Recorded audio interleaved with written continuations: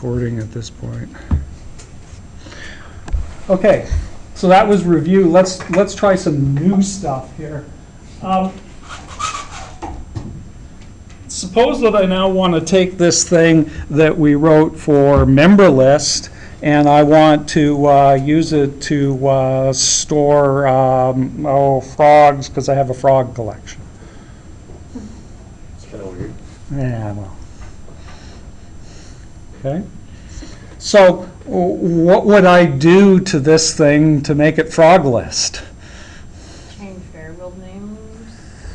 Yeah, basically every time it says worker here, I would change it to say frog, and I would go through and I would change that thing to say frog list, and now I'd have something that would manipulate a list of frogs. And basically none of the code changed. All that changed was the kind of thing that I'm storing in it. Might have to Okay. change the class Okay. of frog. Okay. Well, so the issue comes up that we would start to do this. We would start to go, oh, frog this, and oh, this is now going to be frog list. I better not change that one. And every time you see worker, it now becomes frog, and this becomes all frogs, more or less, to change the thing, right? And then I would have this code that would manipulate my frog list. But you can see that that's going to get a little annoying, because now I have to change the code for every type of thing that I make, even though it's the same code. So we need a better solution. So we'll go back to the beginning days of Java. What's the better solution? Make a class. What's the thing that represents any type of class? We looked at it Interface. last term. No, there's one other word here. We had big O, object. So any type of thing is an object by default. So when you write something like worker, what you're actually doing on here is you're saying extends the big O object class. So you get all of the stuff that big O object has in it, which isn't much, but a toString that prints out an address and a little bit else. But the compiler does that for you, basically, which is why you never see it. But any kind of thing is automatically an object, and so we can go into our member list and we could find it again. We could just change everything that's worker to object. This is one that you actually have to be careful of. Refactor will do a nasty job on this thing if you happen to do that, if you happen to try to use refactor. So basically I'm just going to go here, and every time I see worker, I'm going to change it to object. We could fix it up a little bit later to change the actual variable names to something a little better. You have one in the whole workers. There's another one here. So refactor when you Refactor, if you try to refactor on object, some really bad things will happen. So it doesn't like the word object. Well, it's just that object gets put in places that it shouldn't. Yeah, I think that might be all of them. We'll find out. Okay, so we could refactor this to all objects and call it object list, for instance. And I actually should have done that rather than changing this code, but oh well. Okay, so if we've done that, then let's just go back and look at our driver here for a second. And our driver now suddenly has an error. Never had an error before, and I haven't changed any code in there, but suddenly it complains. Because you need to change worker too. And notice the complaint says, you're giving me back, get is by definition giving back an object, because we changed it to object. Very specifically, it could be any old type of thing. And when you try to then retrieve it, This thing is saying that the thing that's coming back at that point is a big O object, and it's not a worker.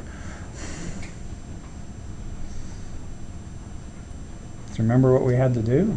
Put it in parentheses, of course. You can say, no, it's a worker, damn it. The reason you had to do that is it's like putting your family doctor onto a lineup of people who are at the movie theater. Once he goes onto the lineup, he's just a regular person, right? And so if you ever pull him out of the crowd and go, oh, that's my doctor, you have to basically put the parenthesis around in order to talk to him in doctor talk, otherwise he's just a regular person. Okay, so we're playing the same game here. We're saying, no, damn it, that's my doctor that I pulled out of the line. I now want to do. Put the right hat on it. You got to put the right hat on him. I now want to do doctor talk. He's not just a person anymore. He's an actual doctor. Okay, so that fixes that, because now you can turn around and you can make a list of anything. I think I've got one more here, so we'll just correct that to worker. Okay, well, this is fun, because now what I can do is I can say member list is new member list, and then I can do member list or a list dot add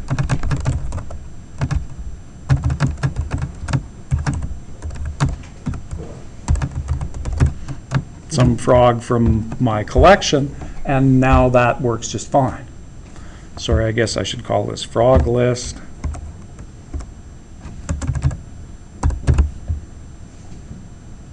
Just to be a little more specific. Okay, and so now I'm starting a list of all of the frogs that I'm keeping, right? Okay, well, that's fine, except that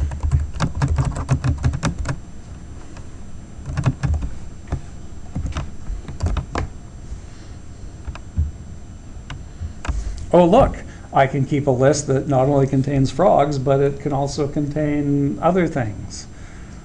Good idea or bad idea? Bad. Depends on the usage.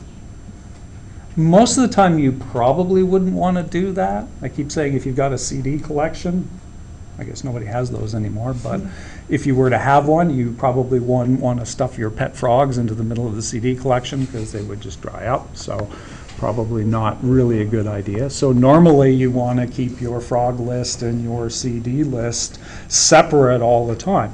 And not only that, but what happens if you do this? Frog list dot get number 1. What am I going to get back? You don't know. Well, because it's a frog list, your initial reaction is to say, oh, well, let's just go frog, a frog. Let's just retrieve the first frog off of the frog list. Oh, yeah, I got to do this thing here.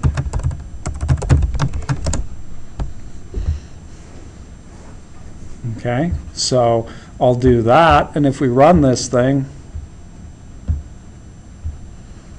oh, it died.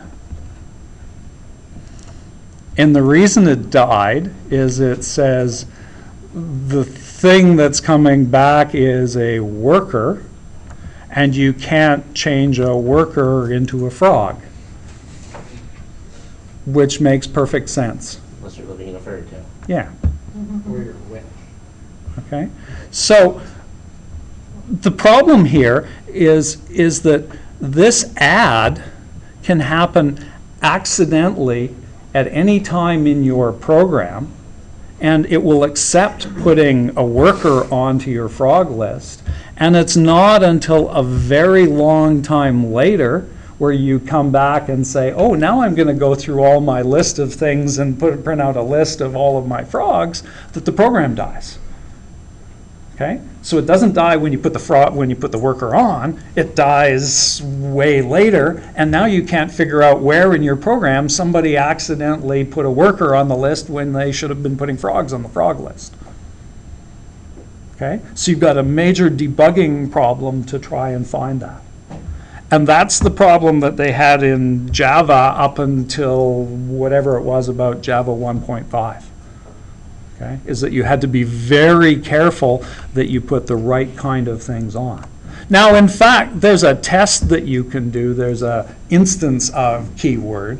So you can actually retrieve things and you can ask the question, is it a frog or is it a worker? But the problem with that is that then every time you do a loop like this, before you can actually do this statement, you have to put in an if statement that says, well, if it's a worker, I can do it, but if it's anything else, I won't. Okay? So you would now then, anytime you access the thing, have to make that check, which would be really annoying. Okay? So we got to find a way of doing better than this, and that's what they came up with later in Java. And so now what I'm going to do is I'm just going to duplicate this thing, and we'll do it the new modern way. And we'll call this union with generics in. And so what we'll do is we'll go back to our member list one more time. I'm just going to make sure I get the right one here.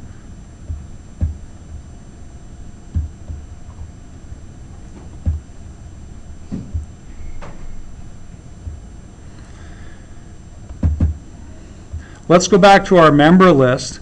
And here, instead of using the word object, I'm just going to make up some arbitrary letter instead of object. Okay, so I'm going to go back and I'm going to say these are all just E's because I happen to like. No, I'm not going to go there. You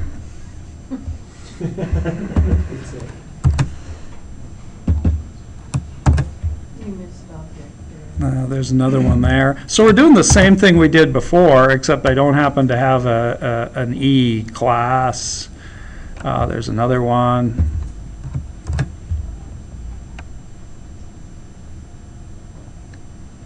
Yeah, that looks okay. Yeah, that's probably all of them, if we're lucky. Okay. And now what I'm going to do is I'm going to put angle brackets on there to say E-type thing. And don't worry about this error yet, because I'll explain that in a second. And then let's go into the driver program for a start.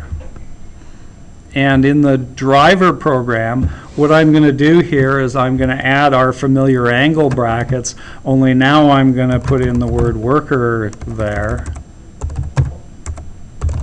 And I'm going to put in the angle brackets here for now also with worker. Okay, and so now this thing, think of that as being a variable. I'm going to take that, or a substitution, I'm going to take that word worker, and in the member list class, when you see that angle bracket there, think of the word worker coming in there, and that means now substitute the word worker every time you see that E character all the way through this thing. And so basically it's doing the substitution for you. What we would have done if we were doing it manually, it's just coming in as the characters that we need to substitute, or the name of the thing that it's going to do. Okay? So that means that when we go farther on down in this code, I can make a member list that's only going to contain frogs, and the frog will be the thing that comes in as the substitution, and so it will be, in that case, a member list of only frogs. Okay? Strictly a substitution. Now, got a couple of errors here. This is a stupidity when they did generics, and it turns out that it won't allow you to do the substitution there. So this is the one silliness where you actually have to say, I want an object array, and do the cast to say, no, it's really an array of E-type things. Oops, I'm going to put that in the right point. New object array, and then cast it to an E array of things in order to make it happy. It's just pure syntax silliness. Okay? So this says allocate something that's just can hold anything, but no, for my purposes for this time around, it's going to be an array of only frogs.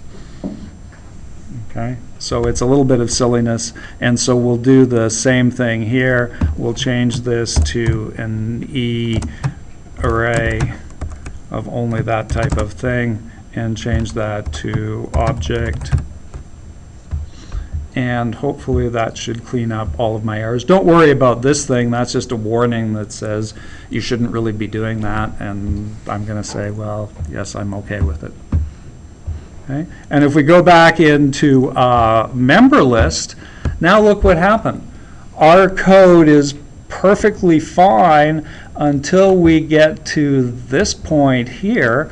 And now it complains because it knows that frog list can only hold frogs, and if you try to put a worker on, it catches it when you try to put it on, not sometime later when you try to go get it back.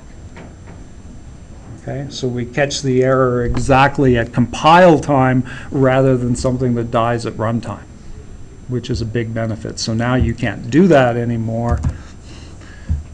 And we've sort of come full circle, right? We started out with, oh, we're going to make a list of specific things. Then we said, oh, well, that doesn't work for us because we would have the same code duplicated, so let's use object. But object had this silly problem of it wasn't restrictive enough, so we came back and added a restriction to the list that can only hold objects. So now it will only hold specific types of objects for the kind of list that you build at the time. Do you still need to do the frog in brackets like that? Yeah, the question is, do you need to do the frog in brackets now, the cast? And the answer is no, you don't need to do that anymore because it knows exactly what's on that list, so the casts all disappear. So if you're writing this code properly with the correct angle bracket stuff for these containers that we're going to go throughout the term, you'll never ever have to do that cast to say, no, really, it's this type of thing, because it will always know in advance whether or not it's the right type of thing. Okay? And now we have this thing, which is actually not just member list, but this is any old thing can be stored on the list.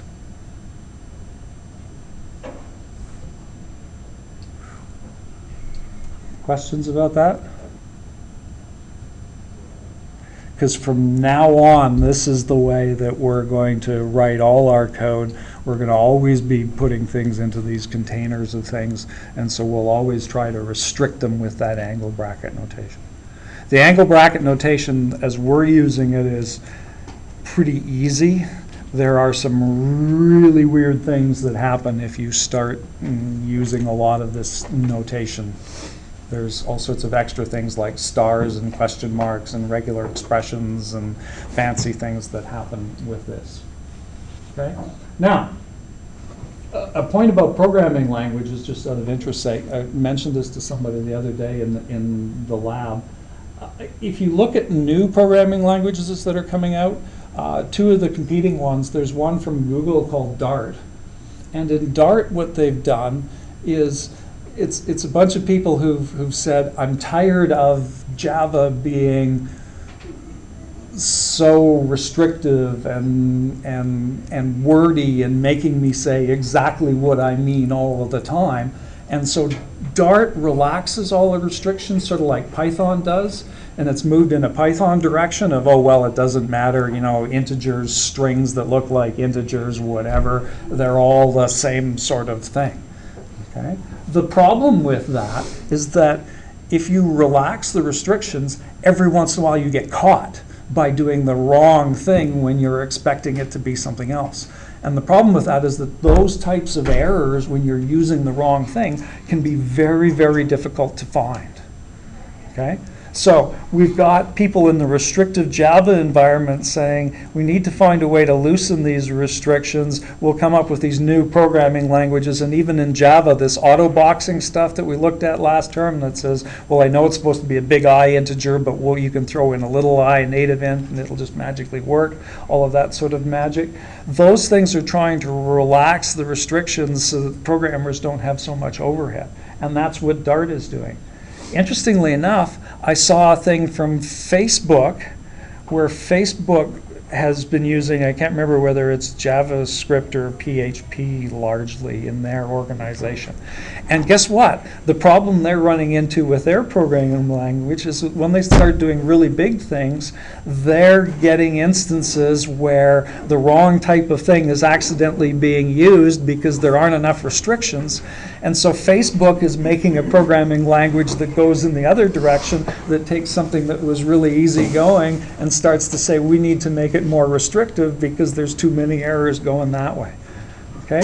And so we're sort of converging into someplace in the middle to try to avoid these things. So Dart, for instance, you don't write getters and setters, you get them all for free by default, because writing in getters and setters in their just sort of easy sense is painful. And so they say, well, why not just give them to you all the time, because that's less overhead. Okay? So tomorrow what we'll do is we will start on something completely different. We're going to take very small children who can barely read, and we're going to mock them. Sounds like fun. So it will be a fun day tomorrow.